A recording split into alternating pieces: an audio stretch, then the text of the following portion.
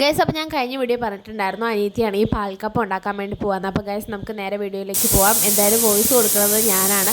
അപ്പോൾ ഫസ്റ്റ് നമുക്ക് വേണ്ട സാധനങ്ങളെന്ന് പറയുന്നത് കറിവേപ്പില, പിന്നെ സവോള, ഇഞ്ചി, വെളുത്തുള്ളി, പിന്നെ കാന്താരിമുളക്, പിന്നെ വറ്റൽമുളക്, പിന്നെ ചെറിയുള്ളി, ഇത്ര സംഭവം വേണം. പിന്നെ കപ്പ നമ്മൾ ഒരു വിസിലടുപ്പിച്ച് വേവിച്ച് മാറ്റി വെച്ചിട്ടുണ്ട് കേട്ടോ. പിന്നെ തേങ്ങാപ്പാലാണ് നമുക്ക് വേണ്ടത്. 1-ാം പാലും വേണം, 2-ാം പാലും വേണം. പിന്നെ നമുക്ക് ഗ്യാസ് കത്തിച്ച് ചട്ടിയിലേക്ക് നേരെ കപ്പ ഇട്ടിട്ട് നമ്മൾ 2-ാം പാല് നന്നായിട്ട് ഇതാക്കണം കേട്ടോ ഗൈസ്, ഉടച്ചെടുക്കണം. അത് കഴിഞ്ഞിട്ട് 2-ാം പാല് ചേർക്കണം. പിന്നെ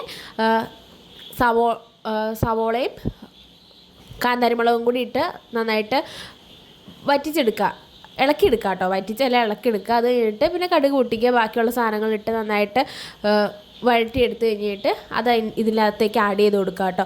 പിന്നെ നന്നായിട്ടത് ഇളക്കിയെടുക്കുക. പിന്നെ അത് കുറുകി വരണം ഗൈസ്, അതുവരെ ഫ്ലെയിം ഒന്ന് ഇച്ചിരി കുറച്ചിട്ടിട്ട് നന്നായിട്ട് കുറുക്കിയെടുക്കുക. അത് കഴിഞ്ഞിട്ട് നമ്മൾ ഇവിടെ എടുത്തേക്കുന്നത് പോർക്ക് കറിയാണ് ഗൈസ്. അപ്പോൾ നമ്മൾ അത് കൂട്ടിയാണ് കഴിച്ചത്. അപ്പോൾ അടിപൊളി ടേസ്റ്റാണ്, എല്ലാവരും ട്രൈ ചെയ്ത് നോക്കുക കേട്ടോ. അപ്പോൾ ഇത്രയുള്ള ഇന്നത്തെ വീഡിയോ എല്ലാവർക്കും ഇഷ്ടപ്പെട്ടെന്ന് വിശ്വസിക്കുന്നു. നെക്സ്റ്റ് വീഡിയോ കാണാം. ടാറ്റാ.